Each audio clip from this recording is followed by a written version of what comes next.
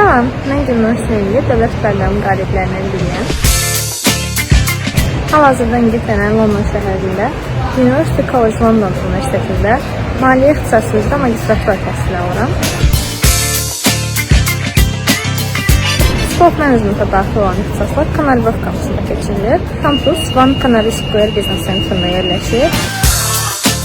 Dərslərimiz 38, 49 və 50-ci mərtəbələrdə keçirilir. Bu gün Financial Statement Analysis dərsinin ilk günüdür və 38-ci mərtəbədə keçiriləcək.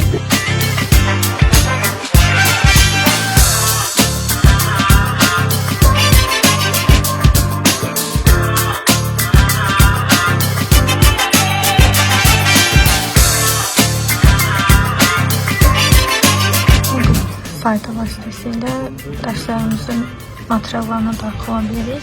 Hal-hazırda Financial Statement Analysis olduğuna görə bura daxil olacaq.